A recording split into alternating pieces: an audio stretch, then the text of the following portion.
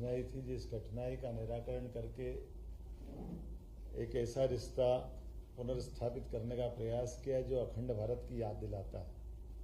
ये 47 के पहले तत्कालीन सुरक्षा करेंगे, उनकी चिंता करेंगे। इस भाव के आधार पर कई सारे बंधु, खास करके हिंदू, सिख, बौद्ध, जैन, ईसाई, पारसी, इस भरोसे से उस देशों में रह गए जो भारत के अलावा भारत के पूर्व हिस्से हैं, जैसे बांग्लादेश, पाकिस्तान और अफगानिस्तान कहते हैं। और काल के प्रभाव में जैसा कि आशंका थी, उस आशंका के कारण से बड़े पैमाने पे उस देश के अंदर हमारे इन धर्मावलंबियों के जान माल के और कई सारे कष्ट हुए।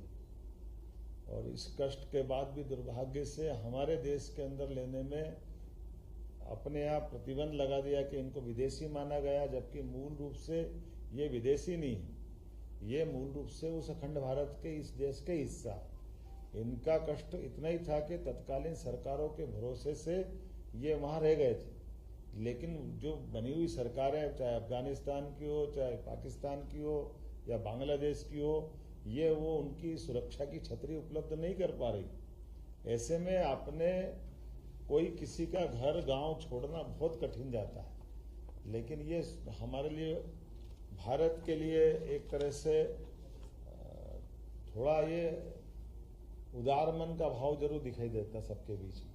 लेकिन ये अच्छा भाव ये कि हमारे परिवार के लोग हमारे पास आ रहे हैं, ये अपना धर्म बचाने के लिए। क्योंकि मूल रूप से अगर ये धर्म बदल ले तो वहीं रह सकते, लेकिन ये केवल अपने धर्म को बचाने के लिए अपने मूल देश में आते हैं। तो मुझे इस बात की प्रसन्नता है। यशस्वी प्रधानमंत्री ने बड़ा काम किया था और मध्य प्रदेश के अंदर मैं इनका स्वागत करूंगा। इनके जैसे और भी जो लोग आएंगे उन सबका भी स्वागत करेंगे। और ये आज हमारे लिए सौभाग्य की बात है कि दो भविष्य की नई पीढ़ियां हमारे बीच में से अपने मध्य प्रदेश का हिस्सा बन रही है। और एक बांग्लादेश का मूल परिवार माना गया है, लेकिन मैं तो ये मान के चलता हूँ, जैसे मैंने कहा कि 47 के पहले वाला हमारे देश का हिस्सा, हमारे देश के नागरिकों का जो अधिकार था वो आपको मिलना चाहिए। आपको मिल रहा है। मध्य प्रदेश की धरती पर आपका स्वागत है, वंदन है, अभिनंदन है। और शासन के माध्यम से, शासन के किसी भी विभाग की कोई भी जरूरत होगी, कोई भी आवश्यकता होगी, शासन आपकी पूरी मदद करेगा। और आप मध्य प्रदेश का हिस्सा बन करके गर्व का मौका हासिल करें, ऐसे मुझे भी आनंद आएगा और आपको भी बधाई देता हूँ। मैं आपका स्वागत करता हूँ।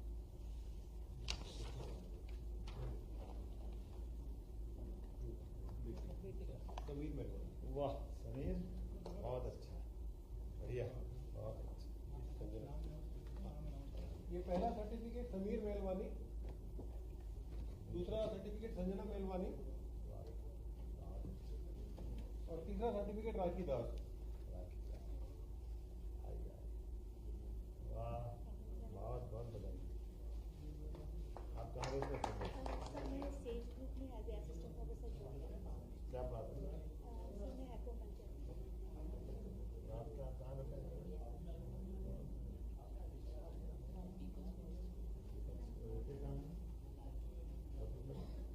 भाई बहन, बहुत अच्छा, बधाई आपको, बहुत बहुत बधाई, बहुत बधाई, बहुत अच्छा। सर उनके पिताजी भी आए हुए हैं। अरे वाह, आपसे बात करना चाहिए। सीए का सब देश से लागू कर दिया पर, लेकिन जैसे उत्तराखंड की तरह समान नागरिक संहिता को लेकर ये फादर है सर, ये पाकिस्तान से आए थे और ये बताना अगर कुछ चाहें तो आप अगर इनको अनुमति दें। सर प्रदीप कुमार मेरा मेलवन नाम है और मैं 2012 से यहाँ पे स्टे कर रहा हूँ। मुख्यमंत्री जी वो महाविकास अघाड़ी इनकी तो सुन लेना, जिनके कारण कार्यक्रम हो रहा है। एक्चुअली सर 2012 में हम आए थे, उसके बाद तो मैंने के पास जी 2012 में हम आए थे। उसके बाद हमने प्रक्रिया 7 साल के बाद अपनी शुरुआत की। तो उसके बाद 2 साल अपने को नेशनलिटी में लग गए।